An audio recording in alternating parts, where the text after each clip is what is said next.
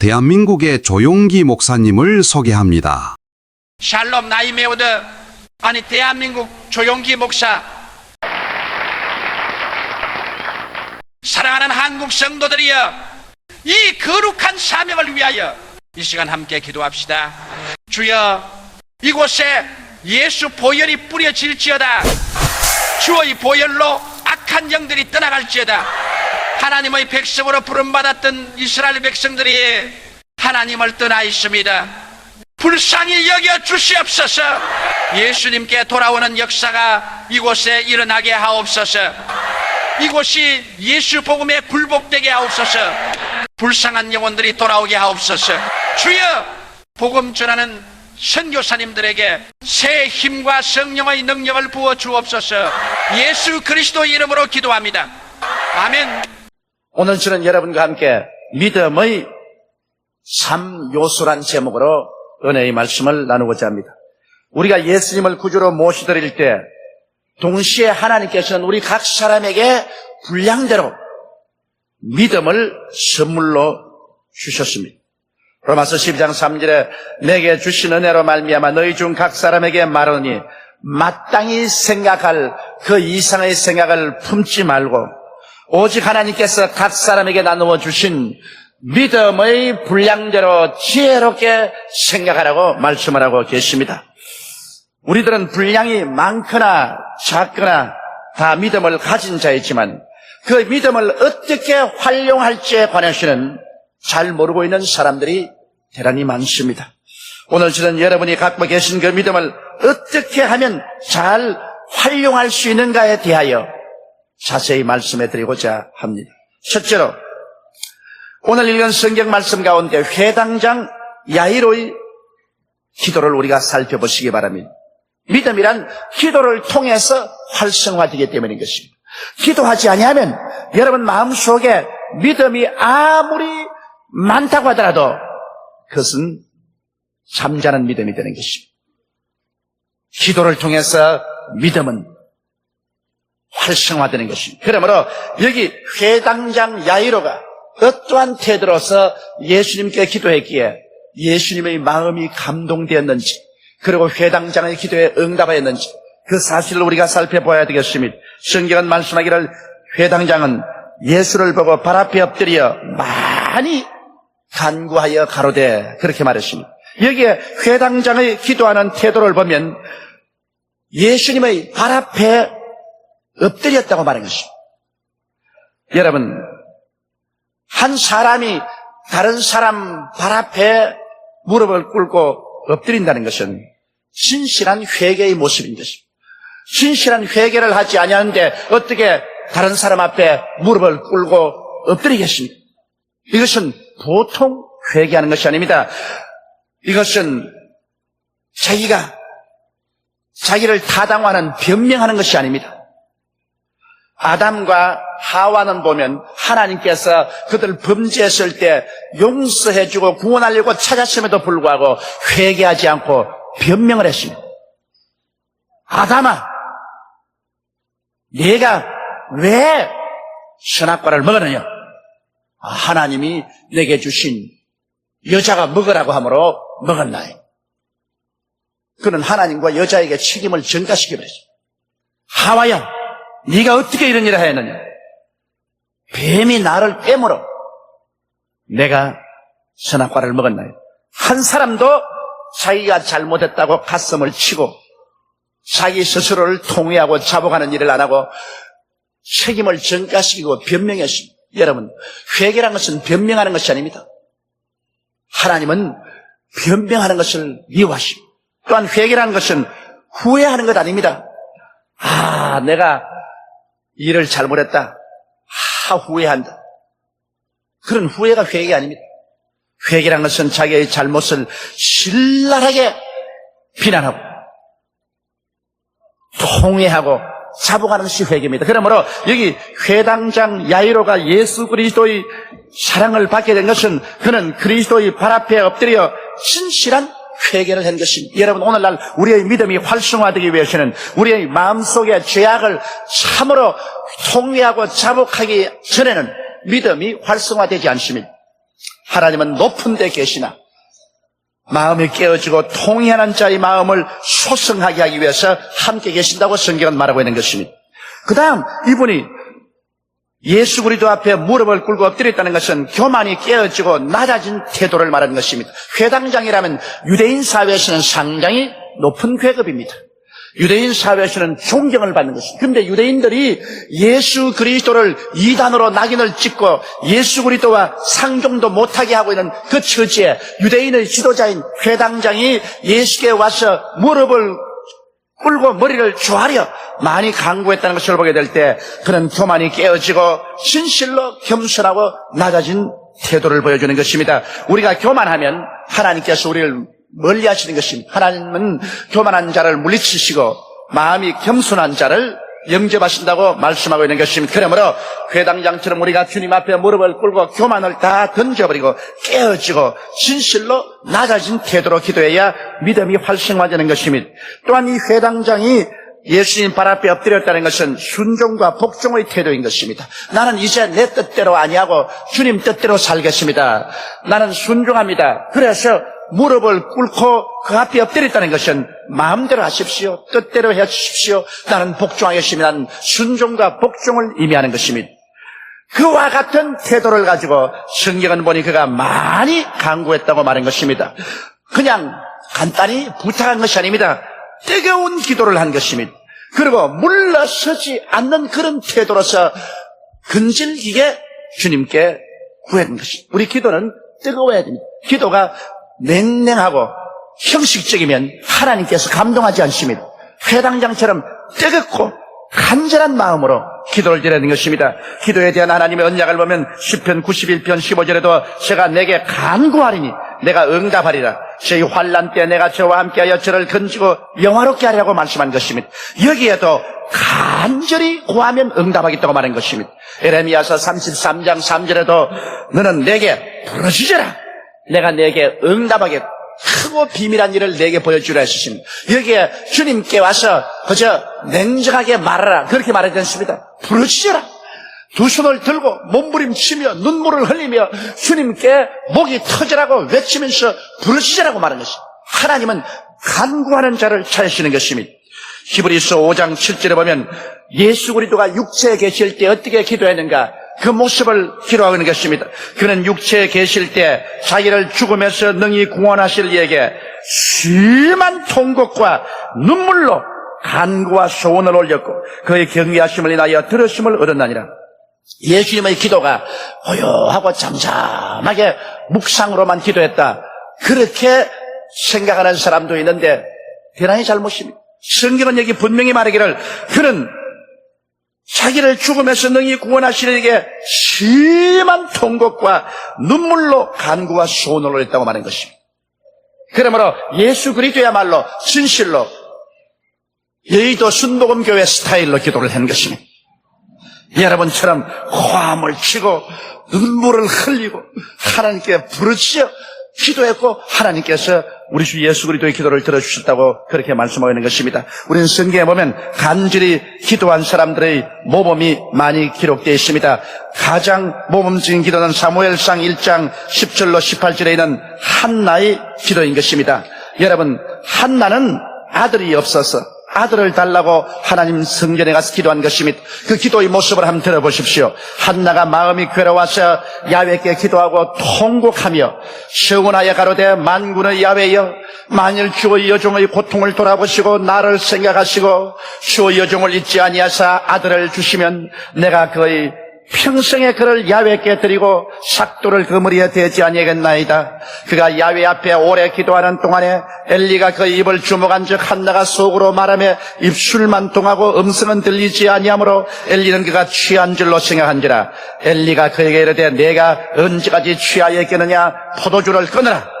한나가 대답하여 가로되 나의 주여 그렇지 아니하니이다. 나는 마음이 슬픈 여자라 포도주나 독주를 마신 것이 아니요 야훼 앞에 나의 심정을 통한 것뿐이오니 당신의 여종을 악한 여자로 여기지 마옵소서. 내가 지금까지 말한 것은 나의 원통함과 격동됨이 많음이니이다.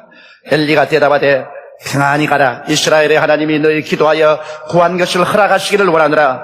가로되 당신의 여종이 당신께 은혜의 길을 원하나이다 하고 가서 먹고 얼굴에 다시는 수색이 없으니라. 얼마나 간절히 통회하고 통곡하고 간구를 했던지 나중에는 목소리조차 나오지 않았었습니다. 그는 눈을 감고 입술만 놀렸습니다. 완전히 기도에 취해버렸었습니다.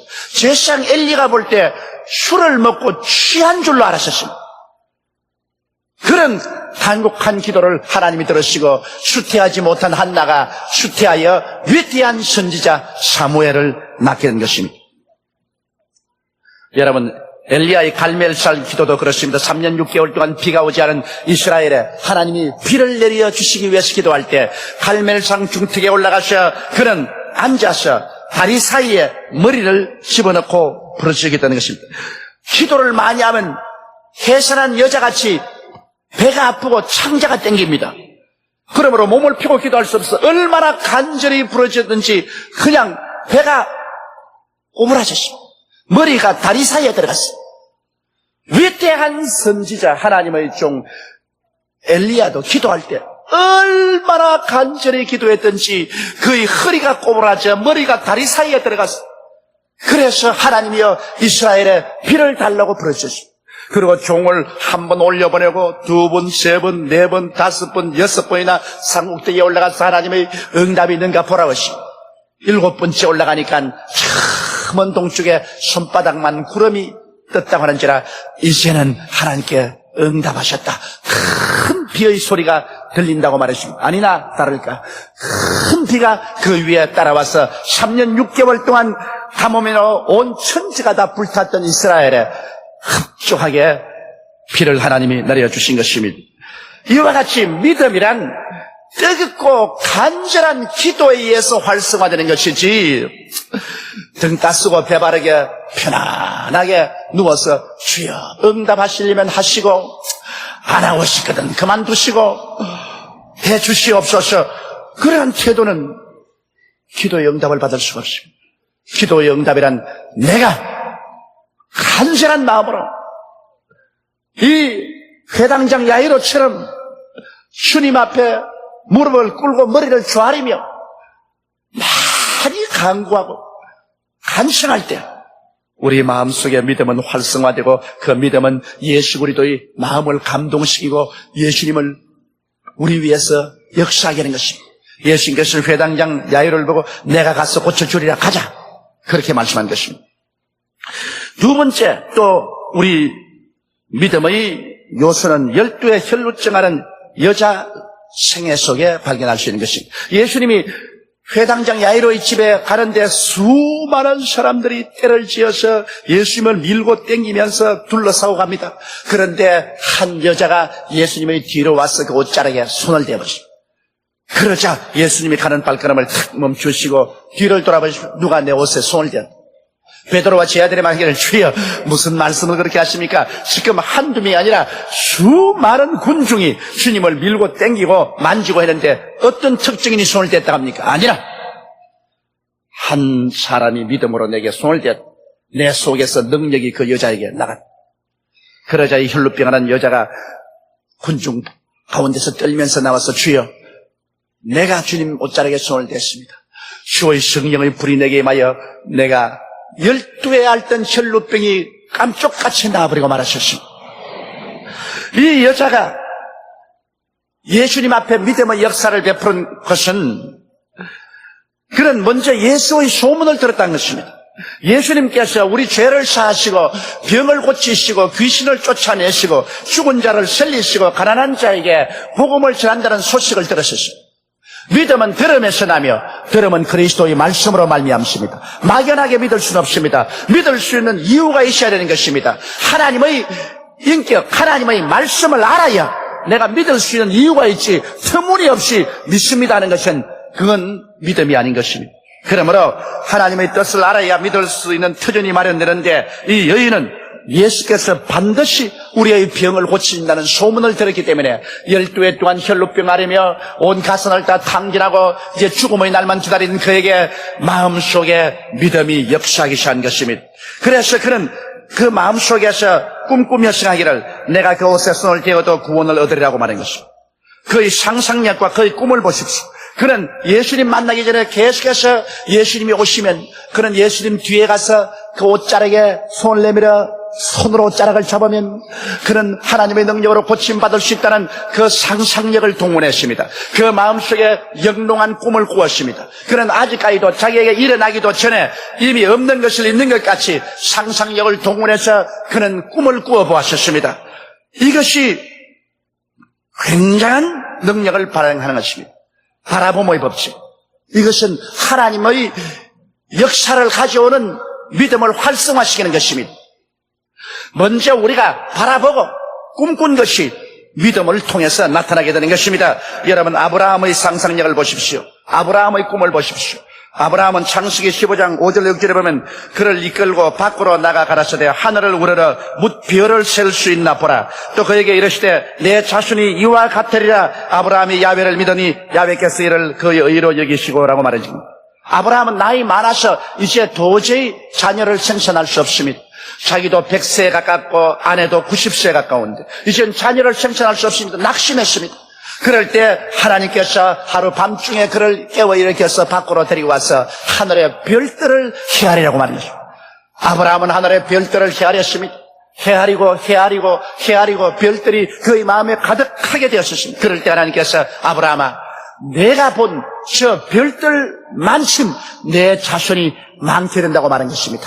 아브라함에게 꿈과 상상력을 발동해서 자기의 자손이 별들처럼 많은 것을 마음속에 그리게 한 것입니다. 아브라함은 자기 상상 속에 수많은 자손들이 생긴 것을 보았었습니다. 그런 수많은 자손의 아버지가 된 자기의 모습을 꿈꾸어 보았었습니다. 그런 바라봄의 법칙을 사용한 것입니다.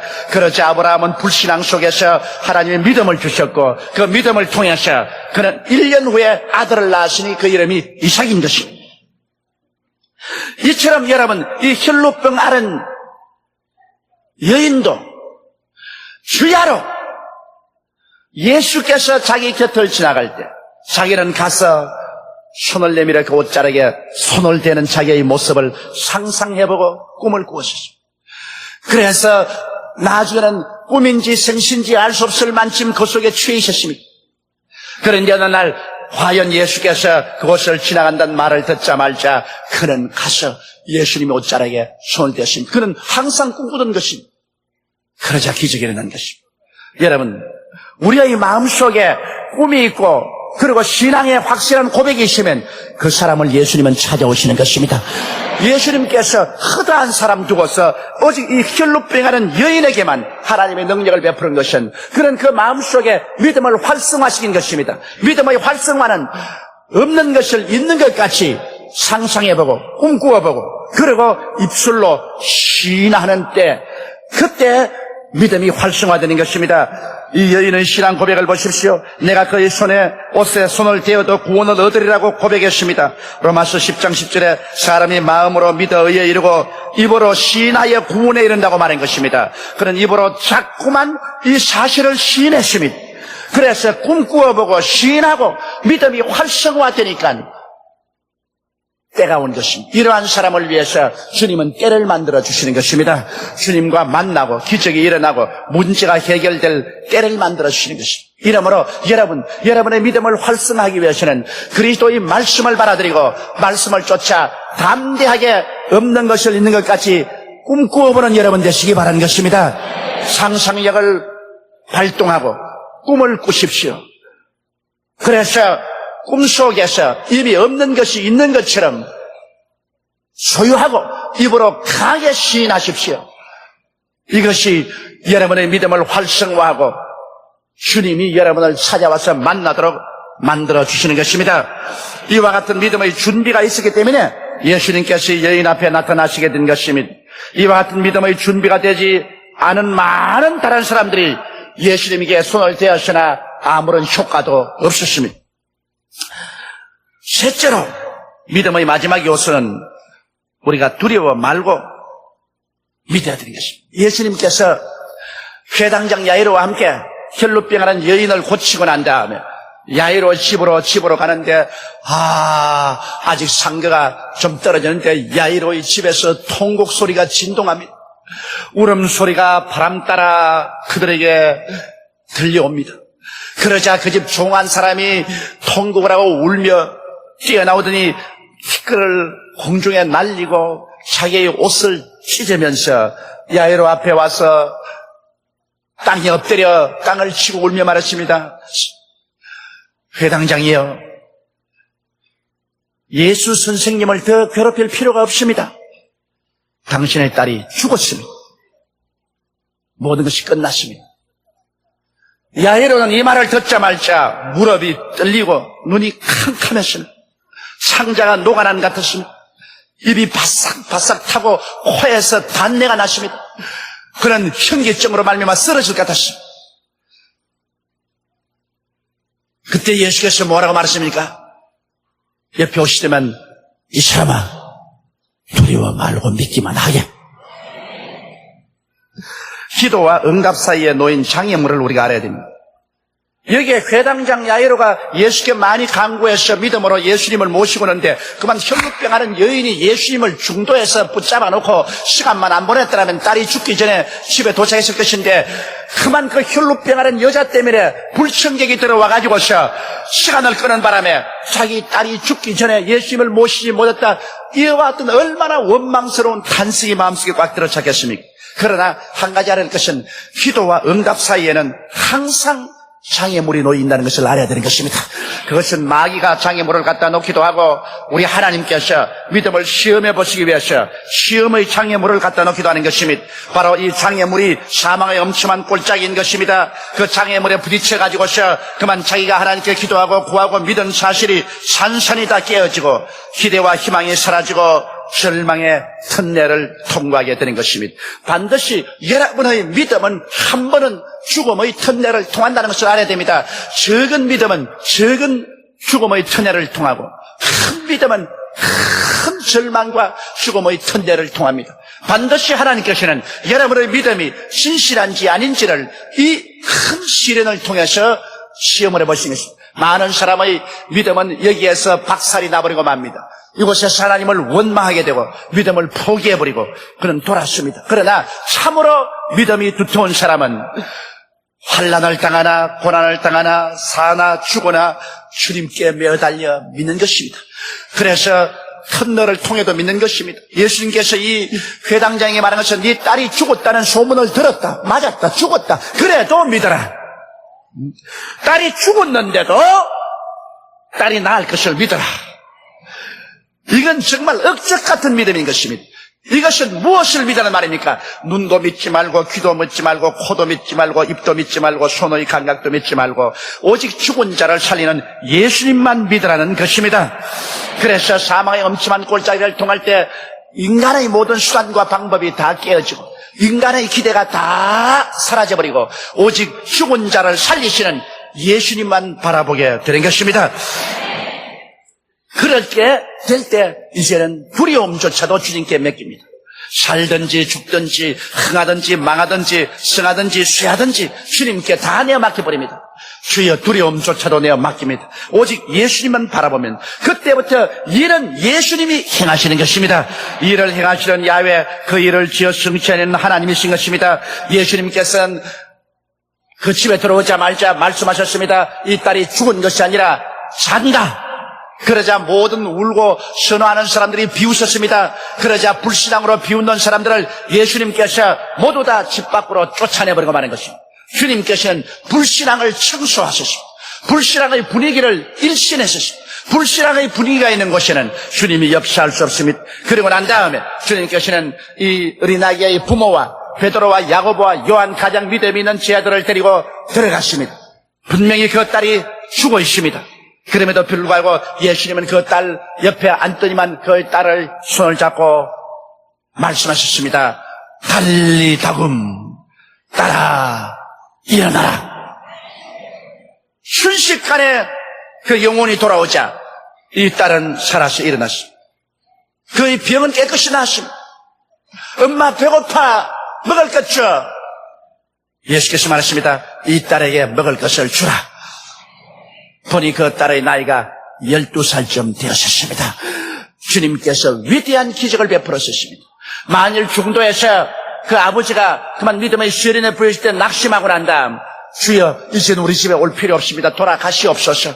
나는 절망입니다. 모든 것을 다 포기합니다. 이제 믿음도 다 포기해버립니다. 이제는 캐세라세랍니다. 될 대로 되라까지 끝. 이렇게 해버렸다면 그 딸에게 남은 것은 장례식밖에 남은 것이 없을 것입니다. 그러나 이 아버지는 끝까지 믿음을 견지했기 때문에 위대한 부활의 기적을 그 딸에게 줄 수가 있는 것입니다. 여러분, 우리들의 믿음에는 이 세 가지 요소가 서로 복합적으로 따릅니다. 이 요소 중에 한 가지가 부족해도 믿음의 활성화는 이루어지지 않습니다. 이러기 때문에 오늘 이 시간 여러분께서는 참으로 하나님이 여러분 각자의 마음속에 주신 이 믿음을 활성화해서 이 믿음을 통하여 하나님의 위대한 기적을 여러분 생애 속에 체험하고 사망에서 생명으로, 절망에서 소망으로, 낭패에서 성공으로, 불안과 고통에서 평안으로, 질병에서 치료를 가져오는 주의 손길을 체험하는 여러분 되시기를 주의 이름으로 축원합니다. 우리 다 같이 고개 숙여 기도드리겠습니다. 전능하시고 거룩하신 우리 하나님 아버지, 아버지 하나님의 은혜와 사랑을 생각할 때 만입의 신들 무엇으로 감사오리. 우리가 회개하고 예수를 구주로 믿었을 때 하나님께서 우리 각자에게 믿음을 주신 것을 감사합니다. 아버지 하나님, 오늘 이 시간에 이 믿음을 기도를 통해서 활성화하고 하나님의 손길을 체험하고 주의 기적을 체험하는 우리들이 다 되게 도와주옵소서.